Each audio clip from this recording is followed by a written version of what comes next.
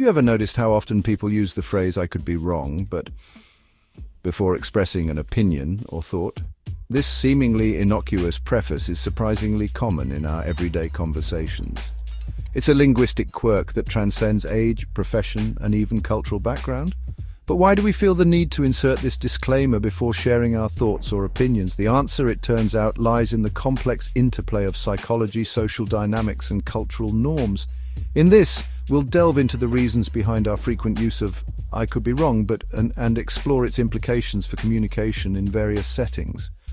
We'll examine the psychological motivations behind hedging language, analyze its role in various social contexts, and consider how cultural differences influence its usage. By understanding the subtle nuances of this phrase, we can gain valuable insights into the dynamics of human interaction. We can learn to navigate conversations with greater awareness and sensitivity, fostering more effective and respectful communication among individuals. One primary reason we employ hedging language, like "I could be wrong," is to protect ourselves from potential criticism or embarrassment. By acknowledging the possibility of error, we create a safety net for ourselves if our statement proves inaccurate or unpopular. We've already provided a disclaimer, softening the blow to our ego and credibility. This protective mechanism is deeply rooted in our desire to maintain social harmony and avoid conflict. When we hedge, we are essentially cushioning the impact of our words, making it easier for others to accept or reject our ideas without feeling threatened. Furthermore, hedging language serves as a form of impression management. We want to be perceived as open-minded, flexible, and willing to consider alternative perspectives. Prefacing our statements with "I could be wrong, but" conveys a sense of humility and invites further discussion rather than immediate opposition. It suggests that we are not married to our opinions and are open to being proven wrong. This approach can be particularly effective in fostering a collaborative environment where ideas can be freely exchanged and debated. In addition to protecting our ego, hedging can also serve to build rapport with others.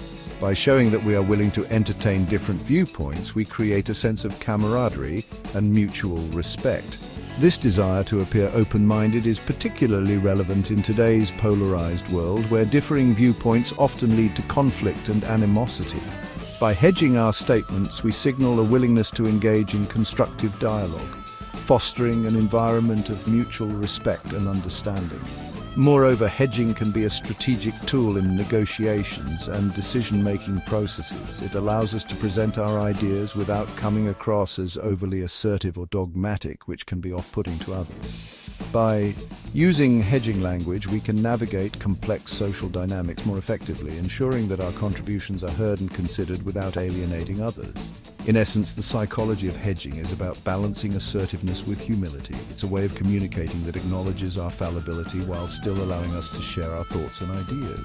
So the next time you find yourself saying "I could be wrong, but," remember that you're not just protecting yourself, you're also paving the way for more open and respectful conversations. By understanding and utilizing the psychology of hedging, we can create a more inclusive and thoughtful dialogue, benefiting both ourselves and those around us.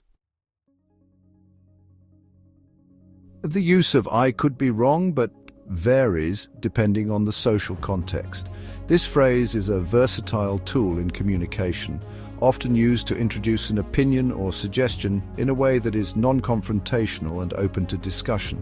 In informal settings among close friends and family, it might be used playfully or sarcastically. The relaxed atmosphere allows for a more casual and humorous use of the phrase, often to tease or make light of a situation. For instance, someone might jokingly say, "I could be wrong, but I think I left my phone at your place," knowing full well that they did. This playful use helps to maintain a light-hearted and friendly interaction, reinforcing bonds through shared humor. However, in more formal settings, such as workplaces or academic discussions, this phrase takes on a more serious tone. Here, it serves as a strategic tool to introduce ideas or opinions without coming across as overly assertive or confrontational. It's a way to express an opinion while leaving room for others to disagree or provide additional input. This can be particularly useful in environments where collaboration and maintaining positive relationships are crucial.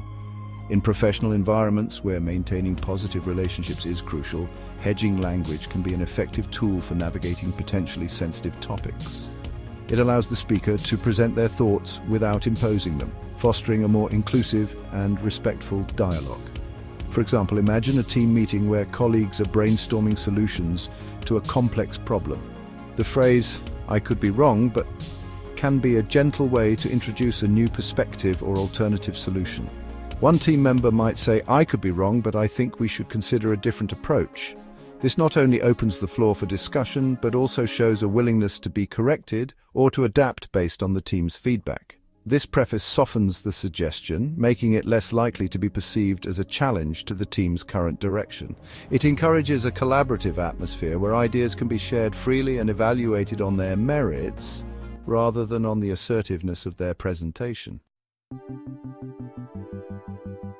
Examples of "I could be wrong, but" abound in our daily lives. This phrase is a classic example of hedging, a linguistic technique used to soften statements and introduce a level of uncertainty. It allows the speaker to express their opinion or make a suggestion without coming across as too assertive or confrontational. For instance, a friend might say, "I could be wrong, but that restaurant seems a bit pricey," before suggesting a more affordable alternative.